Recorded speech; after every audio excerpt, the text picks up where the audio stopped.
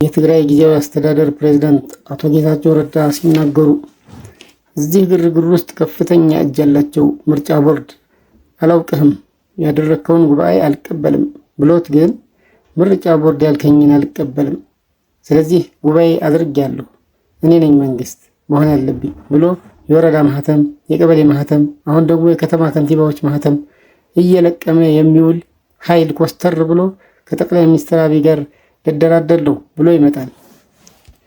አንዳንዴ ለራሴም ግራ ይገባኛል። ትንሽ ማፈር የሚቻልበት ሁኔታ ቢፈጠር ይህን የማፈር ሁኔታ ጠቅላይ ሚኒስትሩ ቢሆን ፈር ቢያስይዙት የሚል እምነት አለኝ። ችግር የፈጠሩ ሰው ሁሉ ከረባት አስሮ እደራደራለሁ የሚልበት ሁኔታ መፍጠር መቻል እኔ ጠቅላይ ሚኒስትሩን ለመግለጽ ልጠቀምበት እፈልጋለሁ። ይህን አጋጣሚ ሰላም ለመፍጠር ሲባል ከሁሉም ጋር መደራደር እንዳለባቸው ይገባኛል። ግን ጊዜያዊ አስተዳደሩን በአደባባይ አላውቅም ብሎ በስርዓት የተሾመን ፕሬዝዳንት የቀድሞ ፕሬዝዳንት እያለ ከተማ ውስጥ የመንግስት በጀት እየተጠቀመ የሚያመስን ኃይል በምን አይነት መልኩ ነው እንደ ተደራዳሪ ተቀብለህ ልታዩ የምትችለው? ስለዚህ ሀፍረት የሚባለው ነገር የማይታወቅበት ደረጃ ላይ ደርሰናል። ማንም ሰው ሊደራደር፣ ምንም ሰው ፕሬዝዳንት ሆኖ ሊያገለግል ይችላል።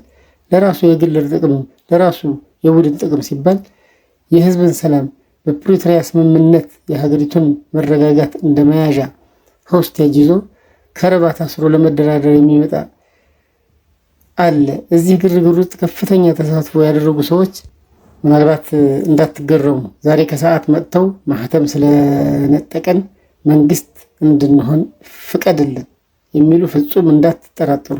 እንደዚህ አይነቱን ነውራም ተግባር አለማስተናገድ መጀመር የፌዴራል ጣልቃ ገብነት አንዱ መገለጫ ይሆን እምነት አለኝ በማለት የትግራይ ክልል ጊዜያዊ አስተዳደር ፕሬዝዳንት አቶ ጌታቸው ረዳ አዲስ አበባ ይገኛሉ። ፕሬዝዳንቱ በአሁኑ ሰዓት አዲስ አበባ ሸራተን አዲስ ሆነው ስለ ክልሉ ሁኔታ ጋዜጣዊ መግለጫ እየሰጡ ናቸው። የሚከተለውን ሀሳባቸውን በቀጣይ እናቀርባለን። አቶ ጌታቸው ረዳ ታጣቂ እያለን እየገለጽን ያለነው ዲዲአር የሚጠብቅ ነው ሲሉ የፖሊስ ኃይል ይኖረናል፣ እንደ ማንኛውም ክልል ሚሊሻ ይኖረናል፣ የመከላከያ ሰራዊት የሚባል ግን ሊኖር አይችልም ሲሉ ትግራይ ሀገር ናት ብሎ ማሰብ የሚፈልግ ብዙ ሰው እንዳለ አውቃለሁ። እኔም ሞቅ በሚለኝ ሰዓት እንደዛ አስባለሁ። መገኘት ችግር የለውም፣ መሆን ካለበት እታገላለሁ። ትግራይ ሀገር እንዲሆን ግን አሁን ያለውን እውነታ መቀበል ጨዋነት ነው ያሉ ሲሆን አሁን ትግራይ የኢትዮጵያ አካል ነው፣ በጀት አለው፣ ፓስፖርቴ የኢትዮጵያ ፓስፖርት ነው። ድንገት ሀገር መሆን ስለተመቼ ብቻ ሀገር የሆንክ መስሎ ሰራዊት እስከ መጨረሻው አስቀጥላለሁ ልትል አትችልም። የፕሪቶሪያው ስምምነት እሱን አይፈቅድም። ፕሪቶሪያው እናሳካው ማለት ፍላጎት አባውንደድ ማድረግ ማለት አይደለም። ከምንም በላይ አሁን ያለውን እውነታ ተቀብለህ ግን ደግሞ ትግራይ ህልውናን የትግራይ ሉዓላዊነትን የምንላቸውን ህገ መንግስቱ ለትግራይ ያስቀመጣቸውን ነገሮች ሁሉ እንዲሟሉ መጣር ማለት ነው። ይህን የሚያስችል ስራ ለመስራት የግድ ነፍጥ ማንሳት፣ የግድ ታንክ ማንጋጋት አያስፈልግም ሲሉ በተጠየቀው ትግራይ ሌላ ዙር ጦርነት ታስተናግድ ይሆን በሚል ጥያቄ አቶ ጌታቸው ረዳ ትግራይ በፍጹም ጦርነት ማስተናገድ አትችልም፣ አንድም የትግራይ ወጣት ለእንደዚህ አይነት ርካሽ ተግባር መስዋዕት ለመሆን ዝግጁ አይደለም ሲሉ ተናግረዋል።